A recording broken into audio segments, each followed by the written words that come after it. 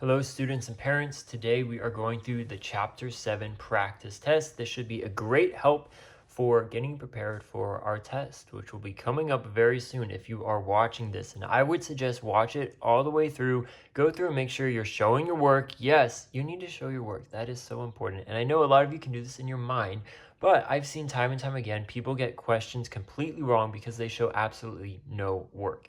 And if you are showing work, I can give you partial credit as well as see what is going on. Like, how did you get to this number? But I just want to encourage you, please, please, please, please show your work. It is very important, not just now, but as you continue to grow in your different math classes, you're going to need to show it. So let's get into that habit now. One quick thing to note, if you would like, you can also speed me up. This is on YouTube. Click the little gear icon and say, let's go out 1.5. Hello, my name is Mr. White. But let's get started. Simplify each ratio. We learned in class that these are three different ways to label ratios or to display them. So the easiest way and how we've learned it is we always want to put it in the fraction form, a over b. So that is a over b. That's this form right here. So let's do that for all of these as we go. So 20 over 30, I could divide each by 10, but if we have two zeros, you just cross that out and it becomes 2 over 3. 18 over 24. Let's see, I know that 6 can go into both of those. 6 and 6, and that will equal 3 over 4. So I'm dividing by 6 over 6 to both sides. Should clarify that. 16 and 28. I know 4 can go into both of those. 16 divided by 4 is 4. 28 divided by 4 is 7. So we have 4 sevenths. 21 over 35. 7 can go into both of those. 3 and 5. 3 and 5. 12 over 18. So we're just simplifying these, and we've done this a lot before. So hopefully that will make a lot of sense to you as we're going. And that's why I am moving pretty fast through these, because I'm like, we should already know how to do this. Yes, yes, yes, we do. Divided by 9, 5, and that should be 3. 3 over 5. So when it says simplify each ratio, what is that wanting us to do? We want the smaller form of it, and let's put it in this a over b form. But I guess technically you could also put it in how they give it, like 2, 2, 3. This one, 3 colon 4. How they give it to you. But I will say this is the easiest, fastest way to do it. So let's just do it this way. Why not? You know, make it a little bit easier for yourself, which I know if you're like, oh, I have to show this work, then this should make you happy. Next one, are the ratios equivalent? We need a yes or no answer. Well, we won't know that unless we show work. But what we're wanting to know is this equivalent to this? So in order to do that, let's simplify both of them and figure that out. So I can divide by 2 on both of these. That will get me 2 over 3. How about this one? 5 can go into both of these. 10 divided by 5 is 2. 15 divided by 5 is 3. It's 2 over 3, 2 over 3. Do those match? Yes, they are the same. So yes, they are equivalent. They are equal. These two are equal. Let's check this one. So we have 3 over 5. That cannot get any smaller. So let's see, can 9 over 20 become that? 3 can go into 9, and that would give me 3, but 3 cannot go into 20. So no, this actually can't get smaller. So no. Okay.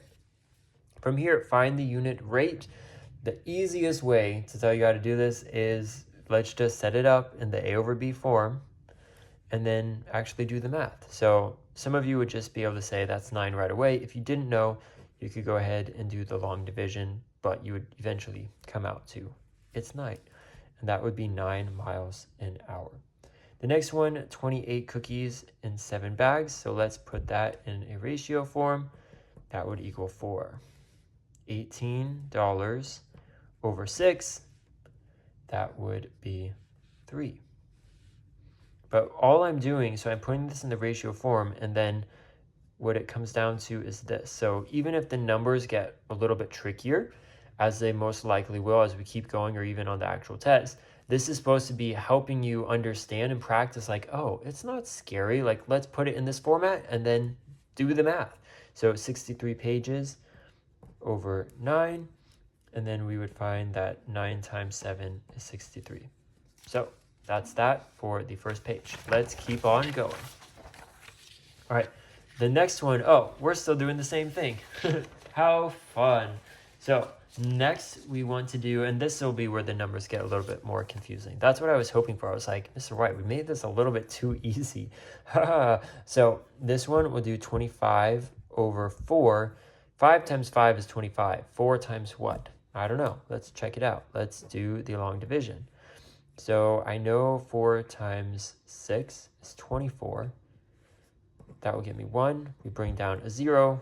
4 times 2 is 8. And that will get me 2 and a 0 and 5. 6.25. 4 times 6.25 will equal 25. So let's go ahead and write that out. 6.25. Next one also is not like a super easy, just do it in your head. So let's do 32 over 5, put it in the ratio form, and then let's do the long division. Sorry, got cut off there. Let's have it set up right here. We know 5 times 6 is 30. Let's add the decimal there, is 2, bring that down, 4, 6.4. Nice number, that didn't take too long to get there. All right, from there, rate or not a rate, go back to your notes, but what we learned was that if the units are the same, it is not a rate. So 10 points compared to 15 points, those are the same, so no. But how about $12 for 3 drinks? Those are 2 different units, so they are a rate. Next one, are they proportional? Another way of saying this, are they equal? So these words confuse a lot of folks, but they should not, don't worry. So what do? Let's simplify them. 2 can go into each of these, that's 3 over 5. How about 18 over 30? I know that 6 can go into both of these, so 3 over 5. Look, they're both 3 over 5. They are the same, so yes. 5 over 8, that doesn't look like it can get any smaller. How about 15 over 20? 5 can go into both of these, 3 over 4. 5/8 and 3/4 are not the same. So no, they are not proportional. And last one for this section, 12 over 16. Let's put 4 into both of those, so that gets us 3/4. And then let's see with 18 over 24. 6 could go into both of these, 3 over 4.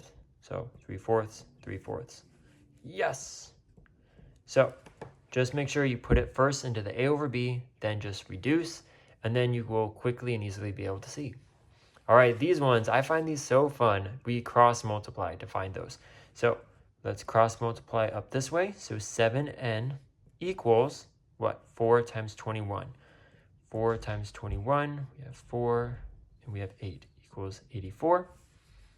Then if we rewrite that right here, we want to isolate the variable, so get n by itself. So we divide by 7, crosses that out.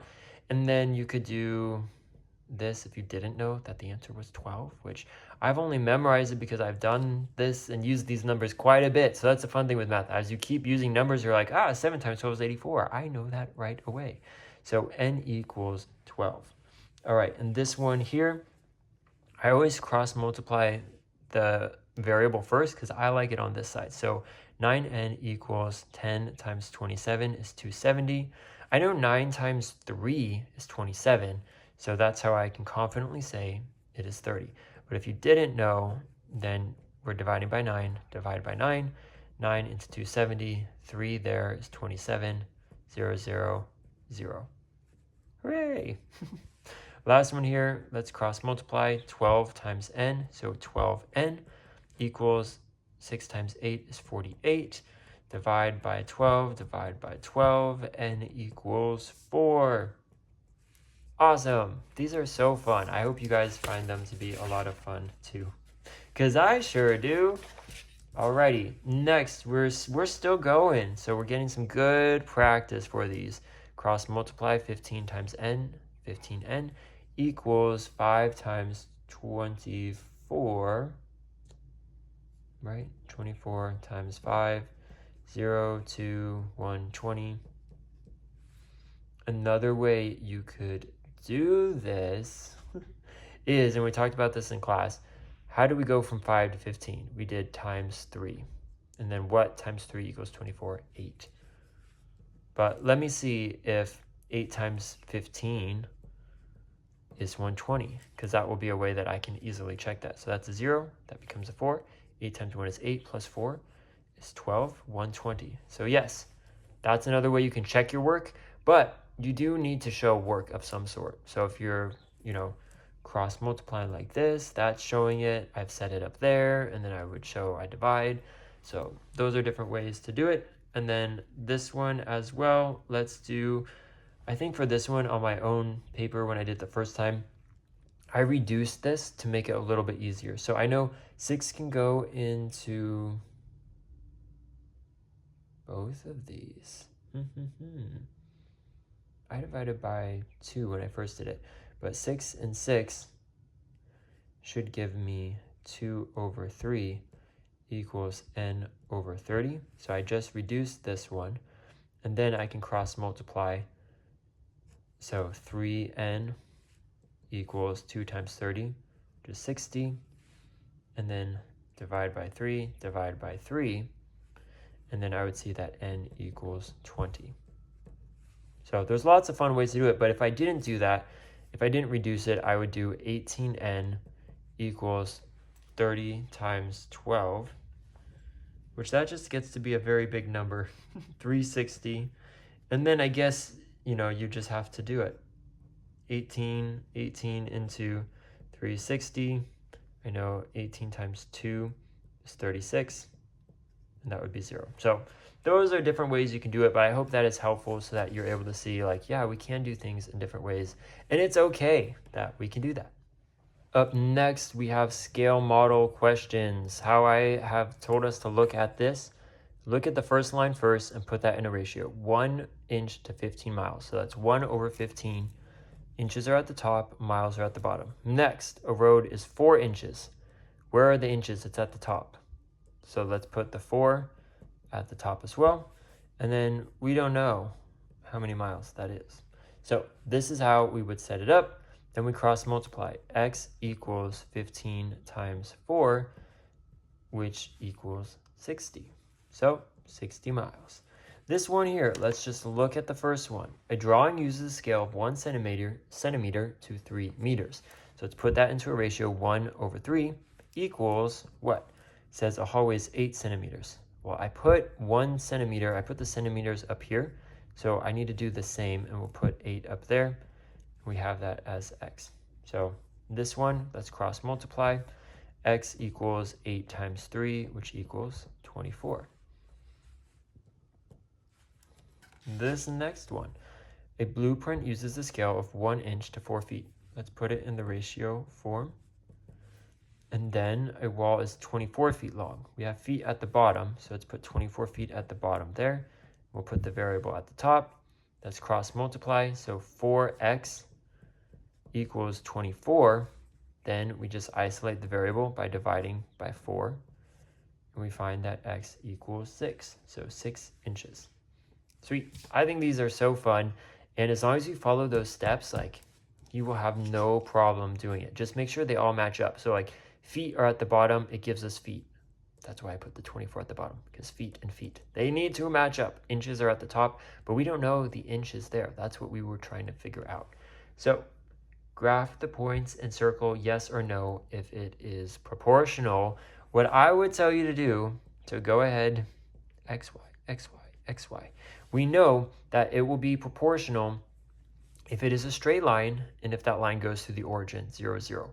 But also if y over x, k, if k is there. So I will just start, because I like to know, like, spoil the ending to the movie, please. No, actually, I don't like that if I'm watching a movie. But for math, I do. I want to know, where am I going? What is it going to be? So we know k equals y divided by x. You need to memorize that. I don't know how many times to say that. You must memorize that.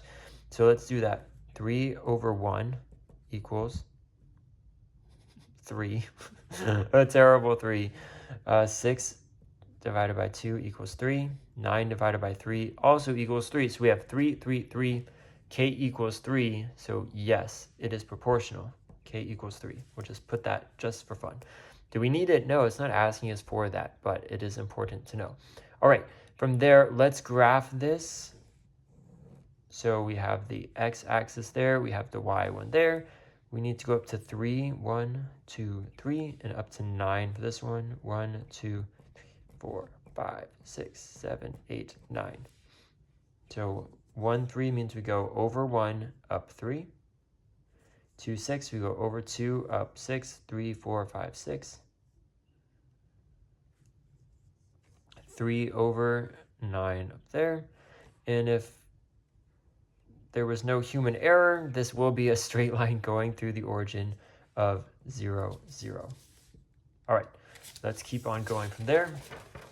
We just have one page left of this. You guys are doing great. Hang in there and make sure you can also go through the notes and the packets and everything we've done in class, the homework, all of what we do and everything I just mentioned is to help you prepare for these assessments, the quizzes, the tests, to know, like, do you actually know what you're doing? I hope so. But if not, and you're like, I'm so confused through all of this, Mr. White, go back and watch some of my other videos, go back through your notes. Hopefully you took good notes on what we were doing.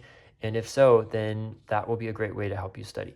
So we have 2 divided by 1 equals 2.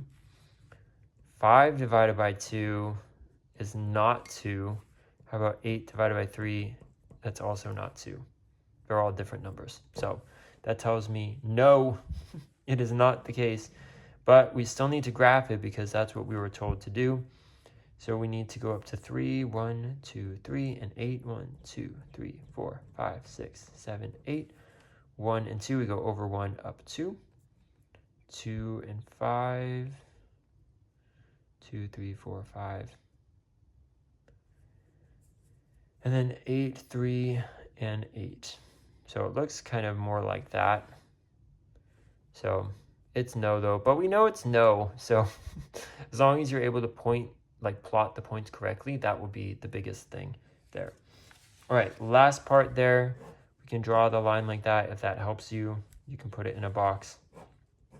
It's one of those things, the formatting, to put the box in took more work than just saying like, hey, here are your numbers, go, have fun. So we want to find k and write the equation there. So how do we find k? Well, k equals y over x. Did you memorize that yet? Hopefully you did. Hopefully you're sick of me saying that. So let's do this. 12 divided by 3 equals 4. And then let's just test it out. Can 1.5 times 4, because 3 times 4 gets me to 12.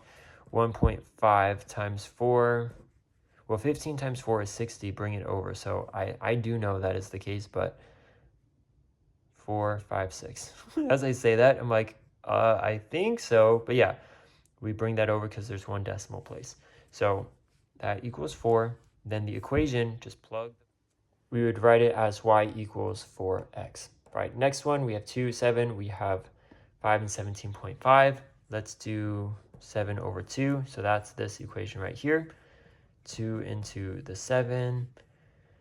We got 3. That gets a 6. 1 and 5. 3.5. So 2 times 3.5 equals 7. Let's see if 5 times 3.5 gets 17.5. 2, 15, 17, 175. No, because we have one decimal place here. So we bring this over here, 17.5. Yes, looks good. So 3.5 equals k. Then let's write the equation, y equals 3.5x. And that is just given to us up there. So that should not be the hard part. Lastly, use the equation to fill in the missing value. So we need to figure out what do we do to get 4 to 10, and then we'll do the same thing there. So we can just find k, and that should help us out.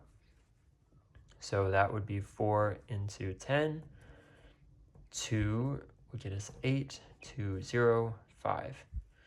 You can double check. 4 times 2.5. Yes, equals 10. So 2.5 is the difference, or is k. It's not asking for k, but we found k. Why? So then we can do 7 times 2.5. 5, 3, 14, 17, and bring that over and get 17.5.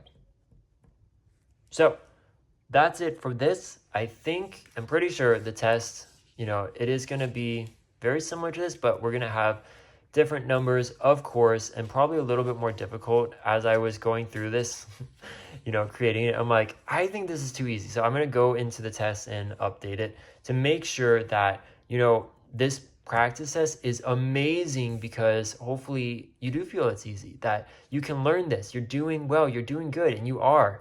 It doesn't have to be scary. Math can be so much fun, especially this stuff. I think this is a blast. So maybe it's just me that's like, wow, it's so like straightforward. I have rules of how to do everything. That's what I love. I love that in life. Like, what are quick ways to find it? And can I check my work to know, is this really the right answer? Yes. Check your work. You can, and everything we're doing. So be encouraged. Hopefully this is a good way to help you study. But as I mentioned, go through your notes. You can go through your textbook, your homework, everything. Go through my other videos. I've spent a lot of time, students, putting this together for you. So I definitely hope it has been helpful and that you are really taking advantage of it. I was going to say, I hope you are appreciative, but I was like, that sounds kind of rude. So I won't say that, though. In my heart, I do hope you really appreciate it.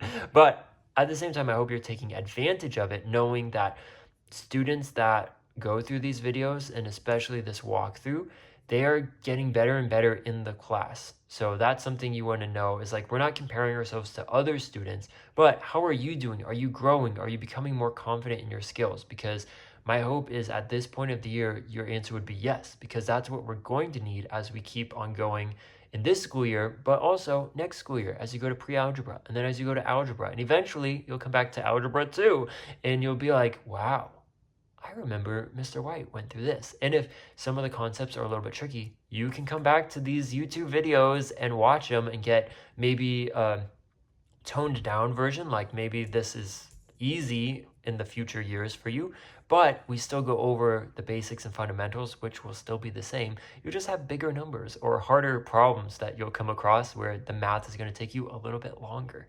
So I'm done talking. Have a great day, evening, whenever you're watching this, but I hope it has been helpful, and I'll see you guys in class.